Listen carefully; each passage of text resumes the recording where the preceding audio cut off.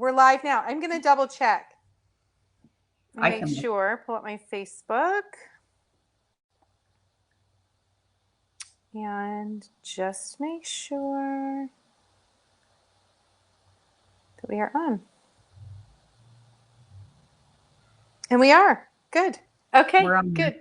I see it too. And it looks good. Okay. Good. Hi, everyone who's joining us. I'm going to be very candid with you. This is my first live. And as you can see, it says, welcome Amy on under me, but nothing under Angela. And Angela is definitely the rock star of this show. Those of you that are on, make sure you say hi so I know that you're here, and say hi to Angela. Tonight, we are going to give you lots of amazing information. I'm going to let Angela describe her background and share with you a little bit about what she does, so you will know if you are ready to contact her after the live. You'll know a little bit more about her, and then we'll get right into our questions that we have scheduled. And then if you have any questions along the way, make sure you put them down in the comments. I have my Facebook open so I can check those. So I'll turn it over to you, Angela. You just tell us a little bit about yourself. Thank you so much for having me too, by the way. This is exciting. I love doing this stuff.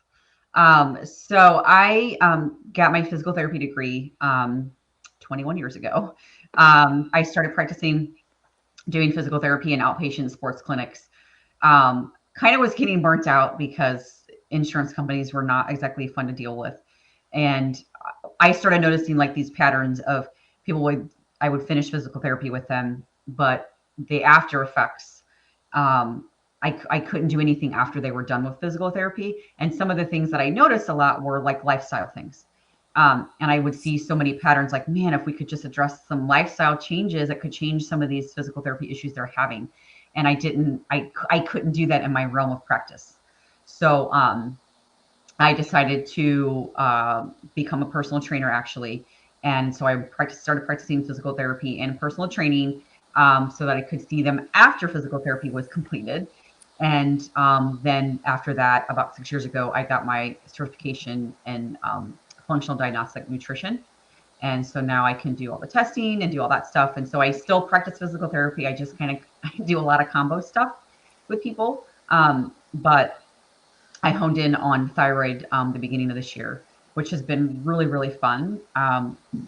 And the big reason why I started honing on thyroid was I started seeing patterns too, where the majority of the people that were coming to me were women. And most of them had a thyroid dysfunction. It was like 99%. So I thought, and I suffer from it myself. I was diagnosed when I was 22 with pretty bad hypothyroidism, and I went in and out of doctors for a good 10, 12 years before I really found someone that kind of listened to me. And then when I got my FDN certification, I started learning more about that stuff to help myself as well. And so for someone who's like suffered it, with it myself, and I still struggle sometimes I have flare-ups with it. But at least I know I have the tools now that I can kind of fix that or address that. That's great. And what's the main population that you work with now with the Sexy Thyroid Solution? It's mostly females, and Okay. it's definitely mostly females. The age range is kind of all over the place actually, because I have anywhere from like a 20-year-old who's just newly diagnosed, no idea what to do, to a 65 or 70-year-old who, has been struggling for years with Right. meds and all this stuff, and they don't know what to do. So yeah, it's a pretty big age range, but it's definitely females. Yeah. Okay. Well, that's our population that we have tonight. Yeah. And so today I want everyone to realize that you don't have to have a hypothyroidism diagnosis. And in fact, most people that I would say both Angela and I both encounter, I would venture to say, may not even have a diagnosis yet. Right. Or they've been told, not just once, but many times, that their labs are normal. Yeah. And that's extremely frustrating. So hopefully tonight we can bring some clarity to that and talk about not only the thyroid itself, but all the different aspects of a holistic approach towards looking at thyroid, and not just solving it or trying to solve it with medication alone, because that is only one small bit. And many times if you just go at it with medication, you will not be able to address the real Yeah. problem, right? Yeah. Medication's Uh, always a band-aid. I mean, it people need it, but I see it as a band-aid a lot. right. Okay, so let's get into some of the questions. Yeah. What are some typical scenarios that you see that are associated with thyroid but are not always the common symptoms? So there's a pretty vast array of symptoms when it comes to a slow thyroid. Um, as far as like things that I see that aren't like common that you would never connect, minerals is one of the biggest one. And I do something called hair tissue mineral analysis. It's called HTMA. Minerals is a really, really big one that I'm starting to see. I get a lot of women that come to me that don't have a hypothyroid diagnosis, but everything they're telling me, I'm suspecting that's going on. So we do mineral testing, and the mineral testing will give me your mineral status, metal status if you have metal overload. And it's crazy, but 95% of the tests that come back, their thyroids are slow. Now, like I said, that doesn't mean that they have hypothyroidism. It just could mean that their thyroid's slow from what's going on with their minerals, what's going on with the metals. Could they have hypothyroidism? Absolutely. But obviously, I don't diagnose that. I'd have to look at a blood panel to say you could maybe have that. But honestly, a lot of the women that come to me, I don't need to have that diagnosis to be able to correct the thyroid and get it functioning properly. But minerals is a big one. Like calcium is a really big one. When calcium is really elevated, it will slow the thyroid down. When potassium's bottom out, it does the exact same thing. It slows the thyroid down. Those two are the big ones that I see that are really big culprits for just really messing with the thyroid. And a lot of times what happens is they don't, they, because those are imbalanced, they're not looked at. Like a doctor's not going to say, oh, let me go ahead and let me look at your calcium. Let me look at, when they do it, they're looking at it on blood, and the blood's not a really good picture. The blood's just going to be like, this is your snapshot right now. And this is what's in your blood. I want to know where it's in everywhere in your body. So that's why we do the hair test. Something else that I commonly see too, that recently I'm really seeing it, particularly with COVID, because everyone's stressed out and stuck at home and all this stuff, is elevated cholesterol. There's a really big link when cholesterol is elevated. Um, to the thyroid. So what happens is whenever you have a slow thyroid, so TSH is your thyroid stimulating hormone. This is the like on a blood panel, this is the thing that they check immediately. They always check TSH. Sometimes it's the only thing they check, which is unfortunate, but they're always going to check TSH. So when TSH stays chronically elevated like that, it can increase this enzyme. The enzyme is called HMG CoA. This HMG CoA enzyme, when that stays chronically elevated, it causes cholesterol to go up. So if Mm. I get a lipid panel from someone and I see elevated cholesterol, I am always going to think, okay, there's probably a thyroid connection here. That's never talked about by doctors. They definitely don't look at that. But I'm seeing so many elevated cholesterol lipid panels um, with this elevated TSH. So there's definitely a connection there. And that's something that I just don't see very commonly that a doctor would pick up on. And then things like muscle pains, joint aches, all those things, those are really Mhm. common too. And that pertains to calcium. And calcium, again, I talked about that with the minerals. It's a really common one to be see really elevated, and that's going to cause this joint achy, all this stuff. I actually did an IGTV today on hypothyroidism and joint pain, and it talks a lot. I talk a lot about the calcium stuff.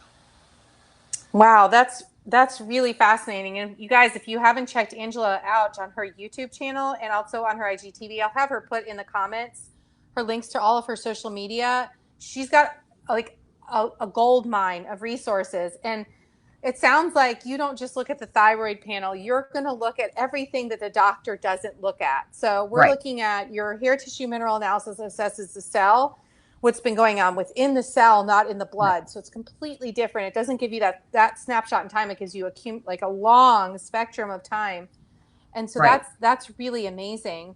Yeah. And the thyroid, I'm sorry, the cholesterol is a really Yeah. amazing connection. Not something that Yeah. I'd ever heard of before. No, it's like super common. I did a YouTube video on this one as well. And the big reason what was kind of a red flag for me was I was looking at blood panels and I was seeing, man, their cholesterol is kind of a little bit elevated. And some of these people, it was like people that, weren't necessarily middle-aged women. They weren't necessarily like eating really bad per se, Hmm. but their cholesterol was a little elevated. So I started noticing this connection. I'm like, there's got to be a connection to thyroid. And so I see it actually commonly, more common than you would think, but that's not something that the doctors are going to look at. Wow, that's great. I mean, really, really interesting. That's such a useful bit of information. What would you say is the leading cause of hypothyroidism in women? Couple things. So lifestyle is going to be like one of the most common, and Yeah. so it can be genetic. Like there's no question that hypothyroidism, a thyroid defect, whatever, it can be genetic. But the majority of the people that I see, it's definitely not a genetic thing. It's lifestyle. It's how it's the foods that they're eating. It's how they're sleeping. It's how are their stress levels. All those things. Those are like some of the most common ones that I see.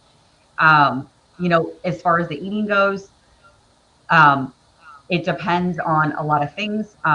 One of the more common type of thyroid conditions is Hashimoto's, where you have the elevated thyroid antibodies, and Hmm. elevated thyroid antibodies. That's what gives you the diagnosis of Hashimoto's. It's an autoimmune response. So it's not that necessarily you don't have enough thyroid hormone. It's actually your own body is attacking your thyroid because it thinks it's an invader. So what happens is your thyroid starts to slow down. And commonly, what I see with that is when people are eating gluten all the time, dairy, those are big, big things that will flare up those antibodies and cause your thyroid to actually slow down even further. So diet and lifestyle is really, really big. That's probably one of the most common ones that I see. Minerals, obviously, what I talked about earlier, minerals are another really, really big one. Minerals can get off from so many things, but stress is a huge one. Stress is actually really big. And I can vouch for it myself. I went through a pretty stressful event a couple years ago, and like I said, I suffer from hypothyroidism. It was totally under control. Went through this stressful event, no fun. And it was, I mean, I was eating very healthy. I was doing all the things I could do for my thyroid, and my thyroid was like, I'm checked out. And so Yeah. everything kind of bottomed out. And that was just because of this stressful event. So stress is going to be a really, really big one because the adrenal glands are connected to stress, and they're the thyroid and the adrenals are interconnected. So it's pretty hard to have one thing happen with the thyroid and it not affect the adrenals and vice versa.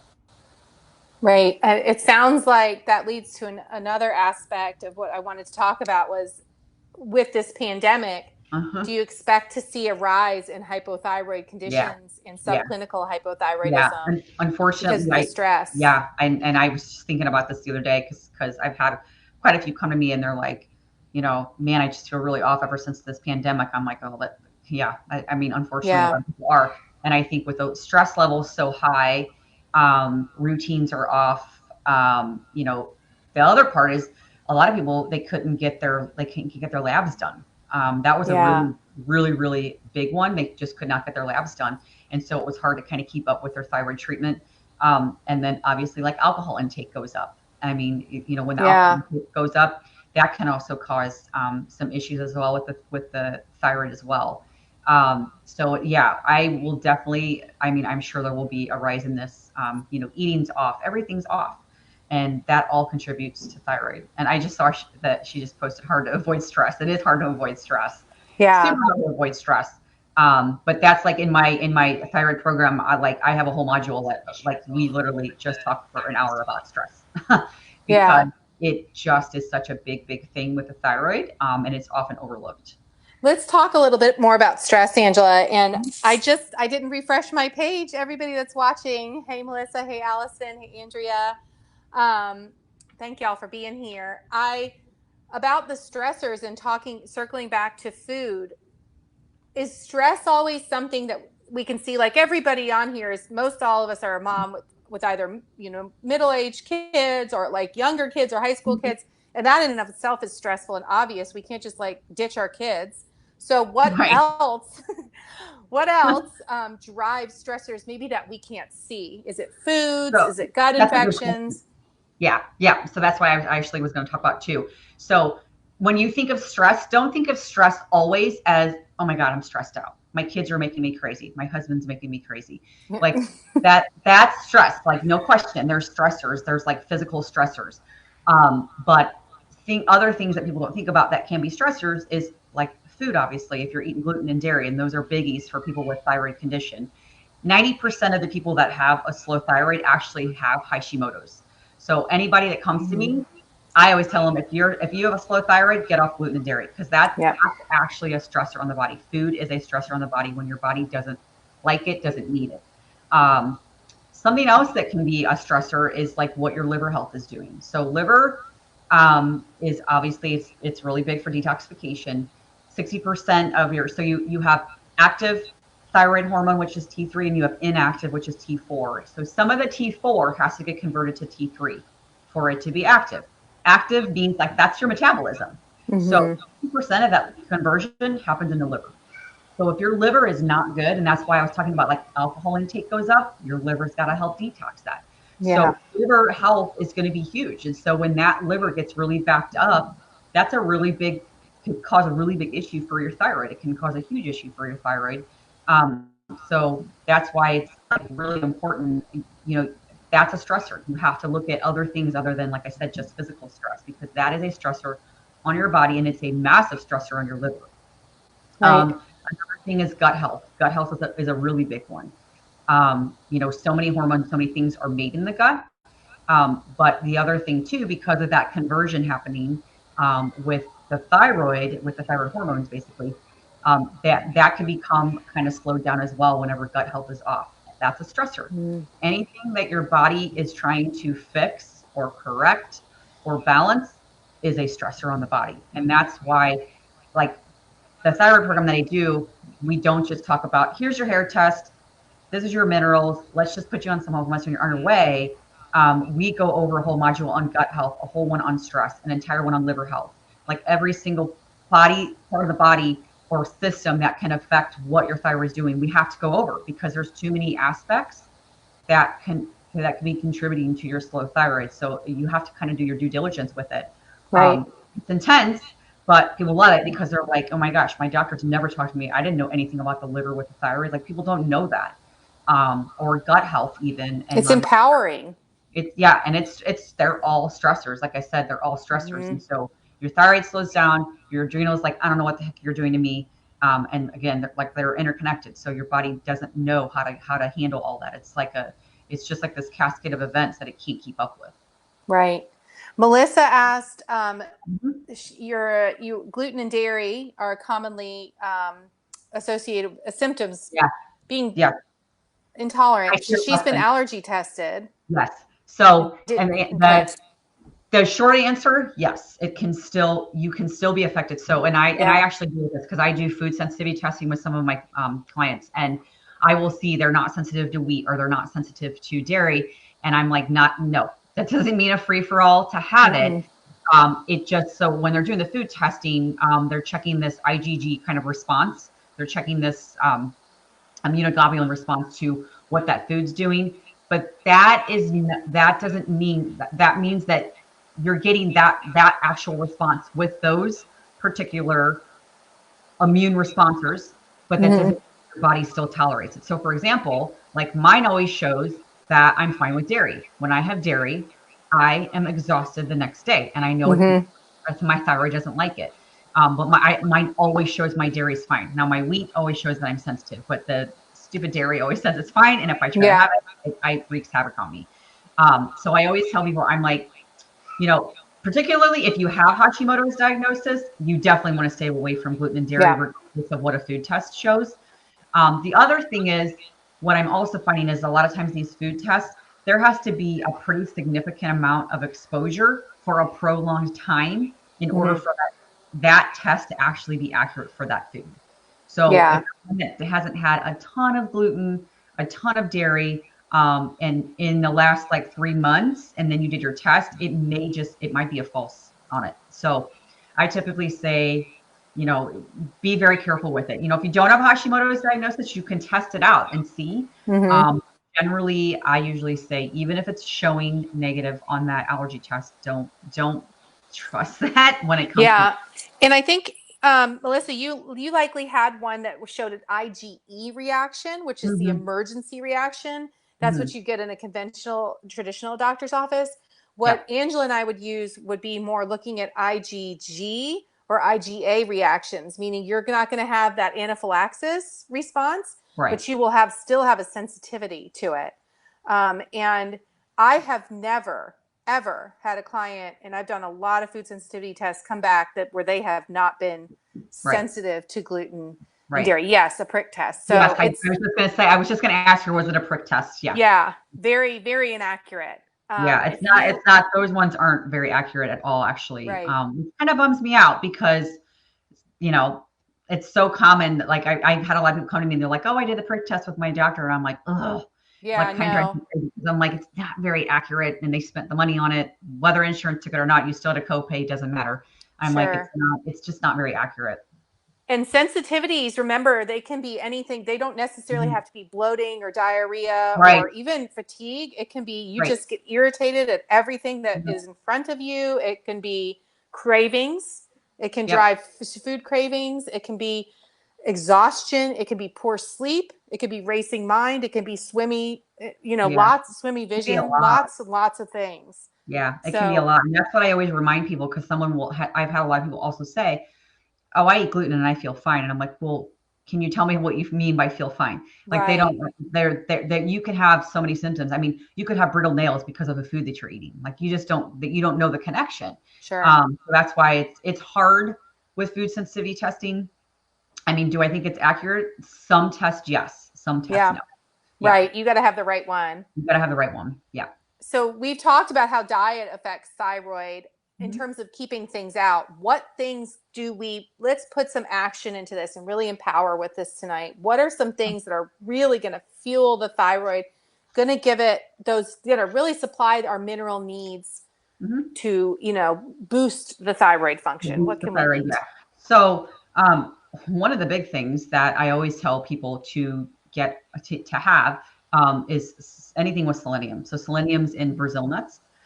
Selenium is one of the biggest ones that I see that can help boost the thyroid. Selenium helps with conversion, like I talked earlier about the conversion of T4 to T3. So selenium can help with that conversion.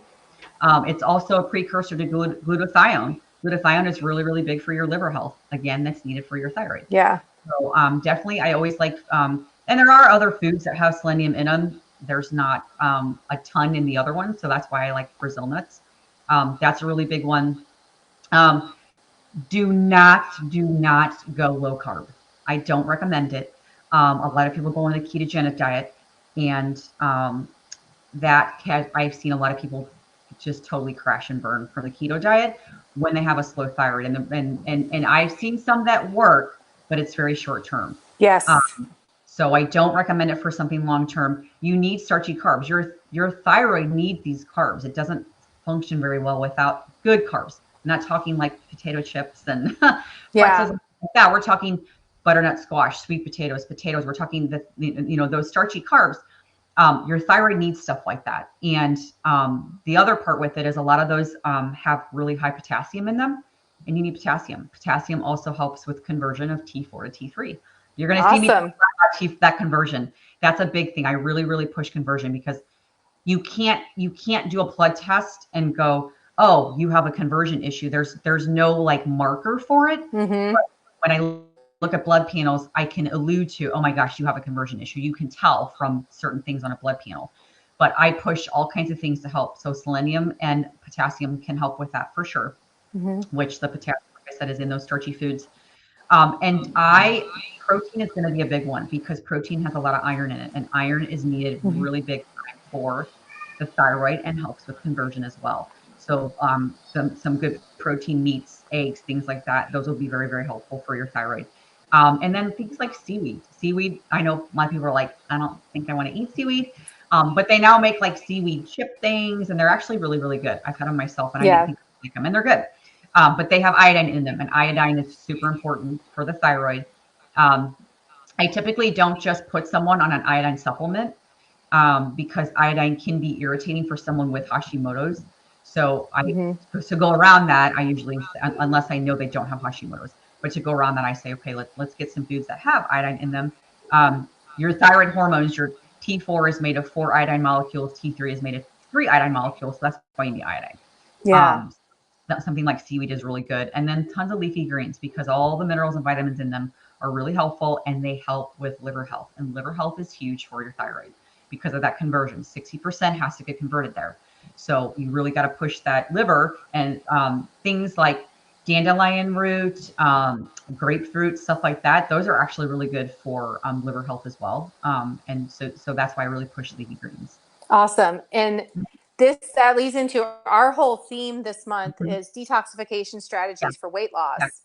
And a lot of people couldn't understand initially that we went through a whole liver detox protocol. So those of you Hmm. that are new to the group, it's in the files section for last month. There are not only workouts, but literally a liver detox that you can go through. And Yeah. this is not talking Which about is harsh good. supplements. This is talking about food intervention, like real food intervention and Hmm. lifestyle strategies on how you can support your liver daily and really, bring your body, boost your metabolism via the liver. And in essence, you're really just supporting the thyroid, which is going to be that's your keystone Yeah, for yeah, yeah, metabolism. absolutely. So not vegan. You wouldn't recommend a vegan or a plant-based diet for thyroid? It depend. I mean, it definitely would be person dependent. I mean, that would be obviously, it's a tough one. I typically don't recommend it, but here's the problem with that. If someone is vegan, I wouldn't say, oh my gosh, you got to go on protein right now. That's going to Mm-hmm. be a shock to the system. So it would have to be like a slow wean if I would see the necessity. I would have to look at blood panel and things like that to be like, okay, you are Yeah. missing a bunch of things here that is because of being vegan. So that would be a tough call. But Mm-hmm. typically, I would say yes. You need to have good protein because protein has the good at building amino acids in them, and that Mm-hmm. also helps with your thyroid. Very good. Hmm. So how would suboptimal thyroid affect detoxification? So, Which comes first, would so you say? here's what's crazy. So your thyroid's your master gland, so it's going to control pretty much everything. So it can slow down. If the thyroid gets slow, it can slow the liver down. If the liver gets slow, it can slow the thyroid down. So you can get this stupid vicious cycle, which makes it hard. That's what makes it hard because it's like the chicken or the egg, and you can't tell with that. Um, Does it really matter? No, because you're gonna attack it the same way. It doesn't really matter whether it's that your Yeah. thyroid got slow, cause your liver to get sluggish, or vice versa. It's not going to really matter because you're still going to kind of attack it the same way. But yes, having a suboptimal thyroid can definitely affect what your liver is doing, and slow down that detoxification process, no question. And part of that is just because your thyroid is your master gland. So Right. it signals everything. It's like the master regulator, so it can definitely slow it down. And the other part, because the thyroid has that connection of controlling everything, it can make the liver really slow and make it hard to move things out when you're trying to detox. That's the other reason why I'm really careful with people who I know have a slow thyroid. I don't put them on a detox until I see like, okay, are you doing the things for your thyroid to like nourish it? Um, we uh, Yeah. we really talk about diet. We really talk about all these things because with a really really slow thyroid, sometimes people will do a detox and they're like, oh my gosh, I feel really really sick. Yeah. Yeah. But so you preempt things, you kind of prepare the body so that they can detox. But yes, when the thyroid slows down, it kind of slows that down too, and that can make it a really big challenge just to get the liver to do what it's supposed to be doing. And then the other part, so you get this vicious cycle because the thyroid can slow down, cause the liver to slow down. The liver slows down, causes the decrease of the conversion of T4 to Mm-hmm. T3. Because that conversion decreases, it sends a signal to your brain to increase TSH. TSH is the thyroid stimulating hormone that will tell your body you need to release more hormones, the T4 and T3. Well, the problem is this TSH becomes chronically elevated. Well, because it becomes chronically elevated, sometimes the liver can kind of almost like negate all of it and be like, okay, well, you're just staying elevated because the liver slowed down, and so it just kind of stops making T4 T3. Then it's just like I don't need to do this anymore. Wow. Um, so you just sort of create this vicious cycle where the communication goes back and forth with the liver telling the thyroid to slow down, the thyroid telling the liver to slow down. So that detoxification process is challenged. It's really really hard to do when your thyroid's not working right. Really interesting and super powerful because it also affects digestion and motility Yeah, and yeah, your yeah. I ability mean, to move food properly. mhm. It which affects all that. affects, And that's why another really common symptom with hypothyroidism is constipation, is yeah. because it slows everything down. So the motility in your colon, it tells it to slow down. I mean, it's super common to have constipation with a slow thyroid. It's very, very common. Right. And Louis mentioned, can you ever really fully detox without a healthy lymphatic system? And I would argue no, I mean, which is it's why hard. lymphatic Yeah. work is a key It's huge. feature. When you have a really slow, sluggish, not a very good functioning lymphatic system, it's really hard to get a full detox. Yeah. That's why, for detoxification, you really have to have some sort of push with the lymphatic system, so that you know you're just going to get toxins pulled out from detoxing, and they don't know what to do. And Right. that's when people start feeling lousy. So the lymphatic system has to be really, really working well. And what I usually tell people, I'm like, if you can't, you don't have a very good functioning lymphatic system, they do lymphatic massages, all the stuff that you do, Amy, like Yeah. that's so important. Like you have to do that. That's like super important if you're doing detoxification. Plus, because you're boosting that lymphatic system, again, it signals the thyroid and it gives Yeah. some feedback to the thyroid, like things are moving. So that can be healthy for the thyroid as well. Yeah. And simple stuff, guys. I mean, if you obviously, a lot of massage therapists are still shut down, or if you can't go Yeah. see a physical therapist like Angela, which a lot of physical therapists do a lot of Yeah. lymphatic work. Yeah. And Louis, who's on right now, asked the Mhm. question, is an amazing trainer, and I'm sure does work with lymphatics as Yep. well. But you It's can do big. things like rebounder, just like the The mini rebounder is trampoline, big. hmm huge, huge, hmm just little bouncing. And Yep. this is where also pelvic floor ties into this. This is a little bit Yep. beyond, but everything is interrelated. So Yep. think about that. If you have pelvic floor dysfunction and you leak a little when you're walking or jogging, that's going to make you less likely to move.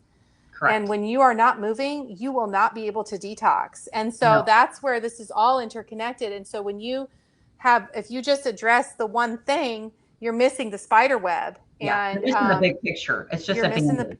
yeah. And hmm that's what we really want to bring to you tonight, to really empower you that there's a whole network here, not to discourage you or make it overwhelming. This is where it's so powerful that once you empower yourself with this knowledge, you will be able to take this with you for the rest of your Yeah. life. I mean, this is huge. And then if you have children, you will be able to identify this stuff Right. in them and support them and Yeah. educate them. This is not something you get in conventional endocrinology. No, you're Not not. And it You're and it not. and They I don't have hate the that. time to do it, Yeah. Yeah. right? Or the training.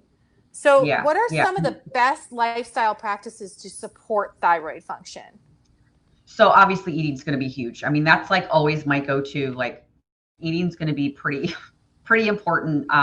You know, what you're putting in your body can kind of break or break it. And that, like I talked earlier about the ketogenic diet. So that is one that's like it's pretty important to not do when you're trying to heal a slow thyroid, even with Yeah. detoxification. If you're doing it, I typically say you kind of almost need to be medically supervised because it Right. can really mess with people. So be very careful with like super high fat, no carbs, all that stuff. That can tell your thyroid just, I'm just going to slow down. Um, Yep. Obviously stress, we talked earlier about reducing your amount of stress, doing things that can help reduce stress. So if you know there's something that stresses you out every single day, identify it. What can you do that can help reduce that stress or limit that stress if you know it's coming? Sometimes we don't know stress is Yeah. coming. It happens all the time. But you have to kind of like work around that. What else can you do to minimize the effects of that stress? Sometimes that might be go for a walk. Sometimes that might be listen to music for 5 minutes. Like whatever is going to work for you. There's Mm-hmm. no like right or wrong with that. It's just whatever is Yeah. your kind of de-stressor. That's what you have to do. Um, you know, Keeping up on blood panel. If you're um, going through a phase of, you think your thyroid's slow or you're having detox issues or these sorts of things, I always tell people, I'm like, keep up. Now, with COVID, it's not been easy to keep up with blood panels. Um, Mm-hmm. there are some companies. I actually work with a thyroid lab that is sending test kits at home, and they're doing the finger prick for the blood panel at home. Um, but keeping up on the blood panel, keeping up on your thyroid numbers, keeping up on even like your lipid panel and things like that, that's really important because those, we talked earlier about how the pandemic is going to change things. That's going to be big to like Mm-hmm. make sure that you're staying on top of that. And the cool thing is insurance pays for those. So that's the good thing, is they'll pay for blood panels. Awesome. You know, we talked about digestion a little bit, so really be cautious. You know, if you're constipated, you got to do something to make sure you're going, because Yeah. constipation, you can't, you know, all your things that you're trying to get rid of your body. So when you're doing a detox, whether you're doing a detox or not, but anything that your body doesn't want, that goes out in your poop. So Yeah. if you're not going to the bathroom, recirculates, like estrogen, that's used estrogen, which is really bad. It'll recirculate. So that's Mm-hmm. going to be to make sure that you're pooping, that you're not constipated. You know what you have to do what you have to do to make sure that you're going, because that is Yeah. actually going to be really big. And then what's your sleep? If you're not sleeping good, it affects repair of everything. It Mm-hmm. affects thyroid, it affects the adrenals, it affects your liver. Everything gets affected when you're not getting enough sleep. Your sleep is your time when your body repairs itself. So that you Right. have to make sure you're getting a good amount of sleep. You know, getting off phones at night, using blue blocking glasses if you have to be on devices in the evening, you know, later in the evening before bed. You know, not watching TV while you're in bed, things like that, because that'll help make sure that you get this sound sleep so that your body can repair. Right. What else? Movement. Well, Movement. movement. This. I'm glad you brought this up. So, movement's a really, really important thing, especially when it comes to the thyroid. So, there's the thyroid and adrenals, like we talked about, are so interconnected. So, because of that interconnection, you have to be like super cautious with, to the extent of how you do your exercise. I always tell people, especially when you're either going through this slow thyroid thing, or you're going through a detox, or you're just trying to get healthy, I'm like, first of all, you have to listen to your body when it comes to movement, but just move. So Mm-hmm. there's no wrong way to do it. There's no wrong exercise. So if you like to go biking, but your best friend says, I think biking's stupid and I want to go running, that's fine. Like, you do not have, there's no right or wrong exercise. I just tell people, just move. I don't care what the movement is. But if you do have a slow thyroid, going for a 3 hour run is probably going to slow your thyroid down, because Got it's it. a stressor on the body. So you have to still listen to your body. There's like a reason, there's a line to draw. You have to go within reason with how you're exercising. But I'm like, just move. I mean, I don't even Yeah. care if you have 5 minutes a day, just move. I don't care if it's stretching. I don't care if it's getting on a rebounder. Anything where you're just moving, that is going to be absolutely huge for healing anything, whether it's thyroid or not. Right. Mm-hmm. And shameless plug here for my Total No, I Body Core mean, and More program. that I have that to tell you this. program is killer. And from someone who's had babies, and you know, everything just kind of goes to crap down below when you have had kids and you feel like your bladder's leaking all the time and all these things. That program is big. It's huge. It And ties back into thyroid it, oh because yeah, it's exactly. a It's going to, chronic stressor. yep, Um, exactly. any kind of core dysfunction, pelvic floor dysfunction, it's all it's as a physical therapist, Angela again can Yeah, attest to this. It's knee pain, yeah, hip pain, back yeah, pain, that all goes back. Those are hidden stressors, guys, and they all yep, tie back to thyroid because it's a chronic yep, low level stressor. And yeah. this is a big one. So there's a lot of HIT programs out there now. There's a lot of really great trainers that are providing really awesome workouts. But I'm going to tell you right now, workouts in your mid 30s, early Yes, 40s, mid 40s, early 50s are going to look a lot different than they were in your 20s. And there's not a yeah, thing wrong with that. yeah, And you need yeah, to respect and honor your body, because if you get hurt and you're not moving, or you only move for that 10 minutes, 20 minutes early in the day and nothing else the rest of the day, right. your joints, everything, your connective tissue will suffer. Yep, And so exactly. that's where looking at the body and the thyroid as an all intertwined Hmm. Yeah, perspective, it makes a really big difference. And, yeah. you I'm glad know, you brought up the HIIT training, because I actually just had a client the other day that she was asking about exercise, and she brought up that she's been doing this particular HIIT training, and it was online because her gym's not open yet. And so I said, mm-hmm, well, I want to see it. So she sent it to me, and oh man, this was quite the doozy. Like, I work out a lot yeah, and I couldn't even have done it. And she said she kept getting hurt. And I said, well, you do realize that every time you keep getting hurt, that's creating inflammation, and inflammation is a stressor on the got body. it. So I told her, I said, you know, we're trying to heal your thyroid. So you got to do an exercise that's not going to hurt you. And she was one of those. She's my age, used to work out like a fiend when she was in her 20s, and thinks now I can do the same thing. And I'm like, unfortunately, I wish it didn't work like that, but it does. So I said, you still have to do an exercise within reason that is going to work for you so that you're not getting hurt, because it will create inflammation. You are trying to reduce the inflammation. Right. Yep. Louis asked a really great question. He asked, can you explain why I was tested for thyroid in normal physical exam and the doctor said I had hypothyroidism and suggested medication? He said no, retested in 3 months, and all his levels were back to normal. So I think I have the answer, but I'm going to defer to the expert. So I'm reading that question real quick. Doctor said hypothyroidism, suggested medication, retested 3 months later, and all levels came back to normal. Okay, so a couple of things with that. First of all, whenever there's a lot of things that can feed into thyroid panel. For one, if there had been a stressor going on within the last couple months when they did the first test, that actually can screw with your thyroid numbers like very easily. The other part is, was that test done the exact same time of the day, the exact type of day, whether it was a Friday versus it was a weekend, like a Saturday, or was it 8 a.m. versus 2 p.m.? That actually, I always tell people, I'm like, that actually can tweak things, because if you're like super stressed out because you were in a traffic jam or something, getting there, it was later in the day versus the last time you did it and it was 8 a.m., that's going to look differently with stressors. So there is that connection where that can kind of adjust things. The other aspect to it is their lab reference ranges. I'm just going to be frank, they suck. They're not good. Lab reference ranges are terrible. And so they're normal. What they say is normal. That reference range is humongous. It is a very large reference range. So for example, like TSH, they could have said, okay, your TSH number the first time was, well, I'm going to throw a number out, like 8.5. So that looks elevated. Then you take the test the second time and it's a 5.4, where the reference range might say it's normal at 5.5. So now you look normal, even though to me, that's still elevated. I don't like TSH. Yeah. Oh, yeah. I like TSH, between a 1 and a 2. I personally have to have mine under 1 or I can't function.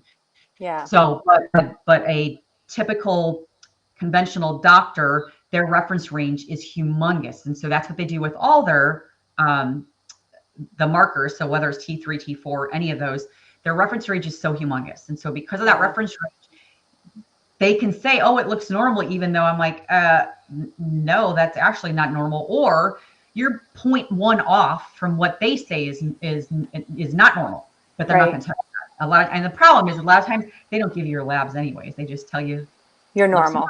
Who else? Who has had that happen? Like me, like so postpartum. All the time. All the time. Sure, we see it a lot, and I don't know if you see many postpartum women, but there's a huge issue with postpartum hypothyroidism. Absolutely, and really, really big deal for that to be addressed, because that can lead to connective tissue disorders. It can lead to dysfunctional healing. It can lead to postpartum depression. So understanding these ranges, and hey guys, like if you need these ranges, just leave me a message in the comments and I will send you an email with the whole list of reference ranges, as well as the labs to ask for, because it's typically going to be what, Angela? TSH, free T4. Yeah. So I do TSH, free T3, free T4. I actually do reverse T3 now. And the thyroid antibodies. Those are the big ones. The reason why we put it out in reverse T3, so we talked about the conversion. T4 gets converted over to T3. If you have a conversion issue, a lot of times what happens is that T4 will go backwards. It goes backwards to reverse T3. Right. So doctors don't ever check it and they don't even know how to read it. But that'll also give me a clue, like you definitely have a conversion issue. It's not that you don't have a functioning thyroid. You just don't convert T4 to T3.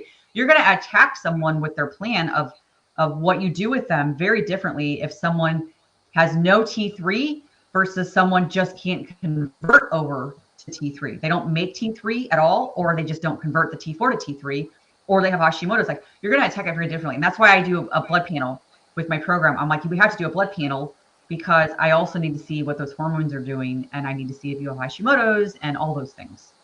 Right. That's amazing. And your program just sounds so comprehensive, and it feels like, I think for all of us, it's very different working with a functional medicine approach because Yeah. it's different because you don't have a copay and there's more Right. involved than taking a Right. medication. Right. But if it's an investment in you for the rest of your life, if we approach it in that perspective, it Right. relieve what value can we place on literally changing the rest of Right. your life where you do not have to wake up every morning and wonder how you're Right. going to be able to get through the day.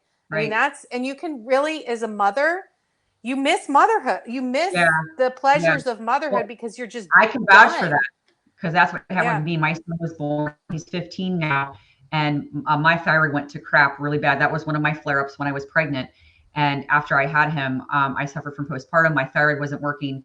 And like the first like year of his life was almost a blur to me because I Yeah. was bad. Like my thyroid was so bad I couldn't function. I was tired from a screaming baby who had acid reflux and all these Yeah. things. And it's just like, oh my gosh, like I can totally vouch for that. Like it's just to take the holistic approach and get Mm-hmm. root causes and what's causing the things that are going on versus just slapping band-aids on and meds. Oh, Because it's, all I want to do is medicate me with antidepressant, anti-anxiety, more yeah. thyroid meds. By the way, it was Synthroid, which didn't work for me, like all these things. And I'm like, this isn't working, and no one would listen.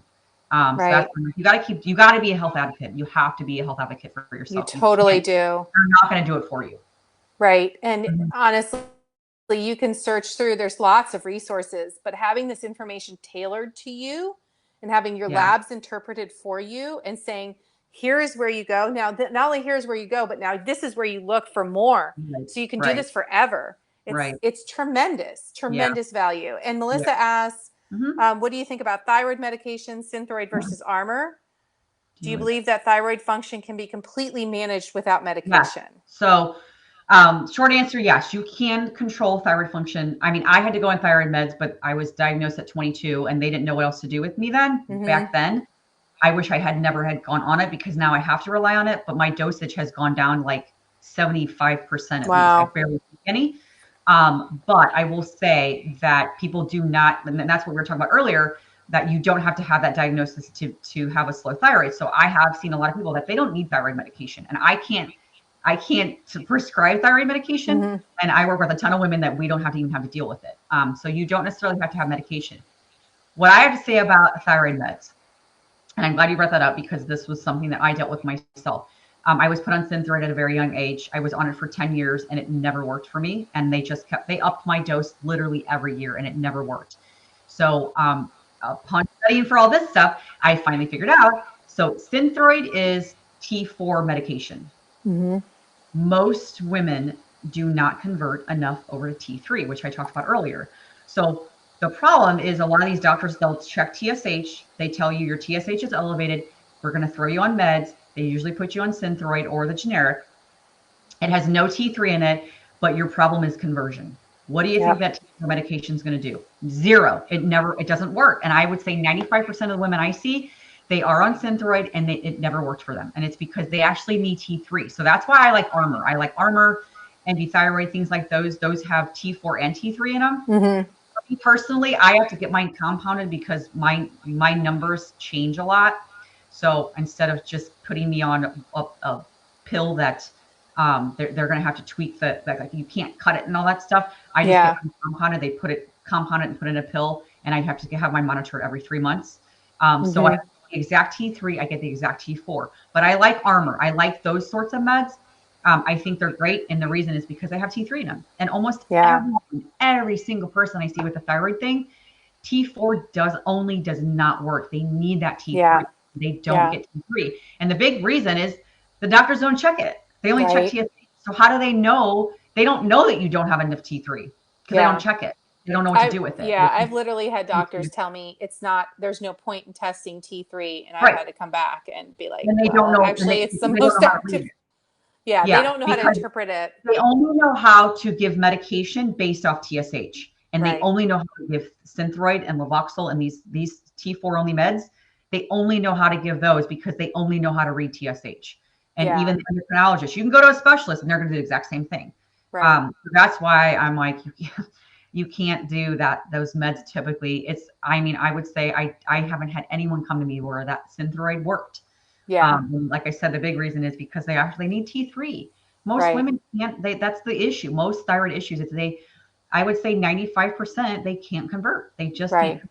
convert. And like I talked about, you heard all the things that play a role into conversion. Right. So I would say most people don't have that functioning 100% for every single thing that helps with conversion. Even I don't. Agree. And I Right. take pretty good care Yeah. of myself. Even I don't. So yeah, that's the big reason why I see so many people that don't do well with those T4 kind of only medications. But like I said, do you need medication? You might not. I Yeah. don't. I see so many women that they don't need the medication. They need the things that are to fix the things that are slowing their thyroid down, the root cause, but the med's not necessary. It doesn't mean you have to have meds. Not at all. Yeah. Yeah. And ladies and Louis. Louis is our male rock star in the I group. love I it. love him. He's awesome. Um, Remember that stressors affect gut function. Mhm. So we're all under like massive virtual school stress. Don't even get me started A on little that. bit. I know. Don't get me started on that either.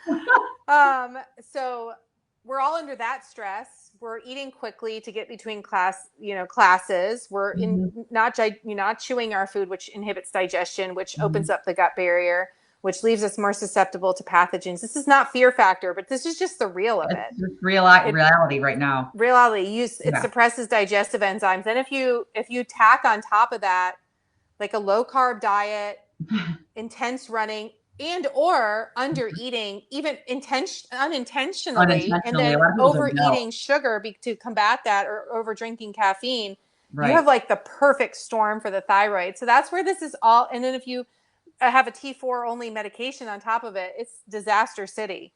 Yep. So if you are having these symptoms, it's time to ask for more. Like really get on Angela's YouTube, get on her mailing list, and really take advantage of her resources, because I have learned a huge amount for her.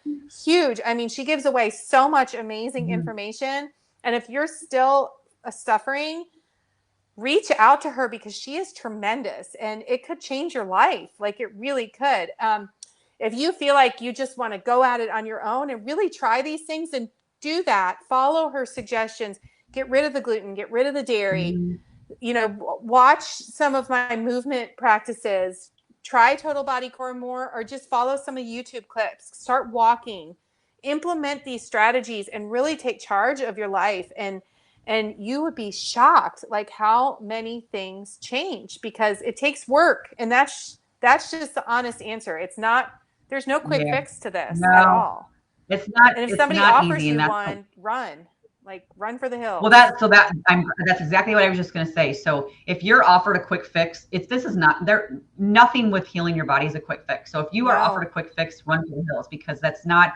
You know, it didn't happen overnight. The position you're in, so it's not going to happen overnight to get out of that.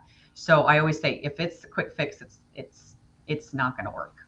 No. And that's like even like the ketogenic diet, it can be helpful for some people, definitely, but I haven't seen it work long term. I've seen it kind of not be good for the thyroid when it's done long term. But again, that's kind of like one of those quick fix Mm-hmm. things. So be very cautious with that for sure. Yeah, I definitely agree with that. Yeah. One last question. I know you've been so Yeah, amazing and generous yeah, with your time. Thank you so much. absolutely. Allison asked a while back, what is your typical day? Like, what do you eat? What is a good Oh, that's good. example? So, I'll tell you what I ate today. Okay. So this morning. So I am not. People always laugh at me. I don't eat typical breakfast food. I will eat anything for breakfast. I do not have to have like eggs and things like that. I love eggs, but Mm-hmm. I typically will eat anything for breakfast. So my breakfast and my dinner always includes some type of starch and protein. I'm always going to have that. So like this morning, I had some ground beef that I had pre-made already and some roasted butternut squash. And I just kind of make it like a scramble. Did that in a pan and some spices and whatever. So that was my breakfast. I typically don't have a snack in the morning because I'm usually super busy and I'm typically not that hungry in the morning. Mm-hmm. So then I have lunch today. I had I made myself a little salad. I heated up some chicken breast that I had left over from yesterday. And I had some cauliflower rice. I think I had roasted cauliflower rice that I had left over as well. I do a lot of meal prep. So this is what helps me. Yeah. Everything's already pre-made for me because otherwise I won't do it. And so I just kind of mix that all together. I heated up the veggies and the meat, and then I mixed it on top of the salad. Um, and I love things like Primal Kitchen mayo. They have really good avocado oil mayo. So Oh, I love it I put too. a little bit on there. So that was my lunch. My snack, I don't know why, and I'm not pregnant because I can't have kids anymore, but I'm on pickles right now. So I had pickles rolled up in some turkey bacon that I had made. Oh, So, that's interesting. it's like one of my favorite snacks. My husband keeps laughing at me. He's like, "What is?" First of all, do I need to know something? Because you keep eating pickles. Second of all, what is the turkey bacon with it? And I love it. It's a really good snack. So Uh-huh. that was my snack today, and then tonight for dinner, I am making. We're having some roasted sweet potatoes, some green beans, and I'm making turkey burgers on the grill. So Awesome. that's the gist. And then I'll add like I don't like. I mean, I sometimes I'll have higher fat meat. Sometimes I'll have lower fat meat. If it's a lower fat meat, I'm always going to add a little fat to it. If it's a really fatty cut of meat, then I typically won't add a ton of fat to it. But that's generally what I have. And then I'll have like I love like Ancient Nutrition has flavored collagens, bone broth Yes. things. They have a chocolate one that I like. So like I had that with some hot water, just the Hmm. chocolate and hot water, and it tastes like a hot chocolate. I had that on my drive-in this morning before I went to the gym, with some aminos in them. So stuff like that. That's typically what I'll have in a day. That And I sounds don't great. ever calorie count. I don't like my people to calorie count because it's overwhelming and I don't believe in it. But if I have anyone do anything, I will have them check their macros if they want to. Hmm. But that's typically what I eat in a day. I starch is usually breakfast, lunch, or breakfast dinner. I mean, and then lunch is like tons of veggies. I love Yeah. vegetables. My husband hates them, so I know. What is we it with battle men and dinner in the evening. vegetables? Yeah, dinner is a battle because he's like, "What is that?" I'm like, "Just eat it." It's like talking to It's a 2-year-old. green. But he's not a vegetable fan. But yeah, he'd rather just have like meat. That's all he needs. I know. He's a bodybuilder, so he just wants protein. Yeah. But yeah, that's a general day. Oh, that's great. Thank you, Aunt Allison. Well, thank you so much. Tell us where we can find you. So I am on Instagram at Angela Brown Coach. I'm also obviously here on Facebook. Hmm. I have a page on there called Angela Brown Thyroid Coach. I am on YouTube as well. It's hard to find me on YouTube because there's 1,000 Angela Browns. Oh, If you put in Angela Brown Thyroid, I think it pops up now. But yeah, I cannot believe how popular my name is. So that's hard. But you can go on my website. My website's angelabrown.org.